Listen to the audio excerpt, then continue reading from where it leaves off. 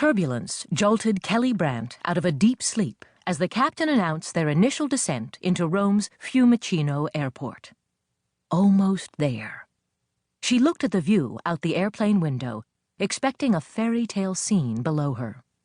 Instead, the neat squares of fields looked surprisingly like the Illinois farmland they had passed over on their takeoff from O'Hare. Kelly could almost feel the Italian sunshine hitting her face. Rome was going to be awesome. Delicious food, tons of culture, and shopping, shopping, shopping.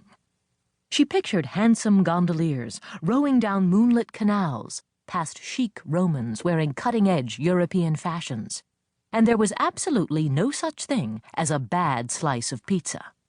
Who could live there and not end up worldly, sophisticated, and glamorous? She would return home in 3 months' time, a vision in flame-red lipstick and couture clothes, throwing around endearments like cara and bella without sounding like a pretentious ass. Kelly yawned loudly and stretched her arms over her head, wondering just how long she had slept. Judging from the thick novel in her friend Sheila's lap, now halfway read, it had been quite a while. Kelly had sorely needed the rest.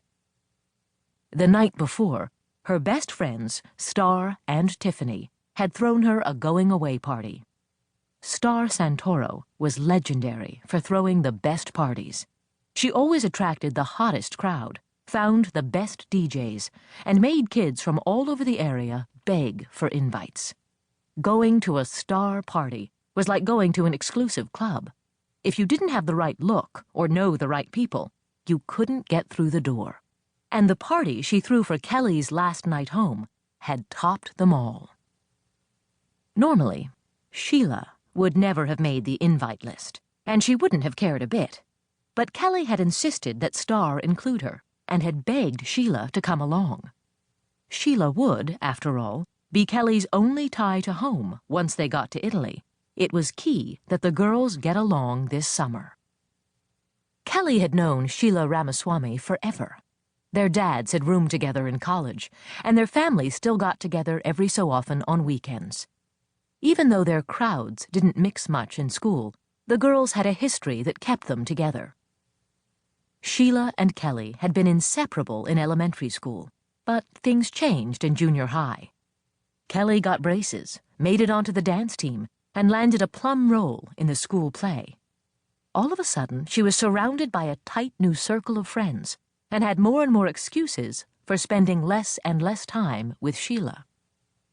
By the time they started high school, Sheila was every parent's dream, and every party girl's nightmare.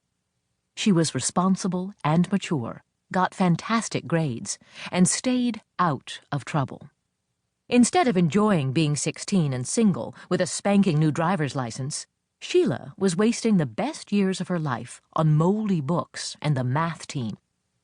If Kelly could convince her to loosen up and have some fun, maybe there was hope that they'd have a blast together in Italy. When the two girls walked into the party, Star and Tiff hugged Kelly as if it had been months, not hours, since they'd seen her. "Our guests of honor have arrived," Star announced, ushering them in the door. "So, Kel, are you ready for Bella Roma?" "The question is Roma ready for us?" Kelly laughed. "Love your hair, Sheila," Tiff said, smiling at her. Sheila's hand flew up to her head self-consciously. "Thanks. Kelly did it for me. And my makeup." "Well, no wonder it looks fabulous," Star said over her shoulder, as she and Tiff ran off to greet some new arrivals. "Since when do your buddies even know I exist, much less shower me with compliments?" Sheila whispered to Kelly. "Since I told them that you have a pierced nipple and your boyfriend's name tattooed on your butt, and that's why you're so shy about taking your clothes off in gym." Sheila burst out laughing at the utter ridiculousness of this scenario. "He must be quite a guy if I'm branding his name onto my ass. Is he cute, at least?" "Beautiful. He's a Portuguese bad boy with long black hair."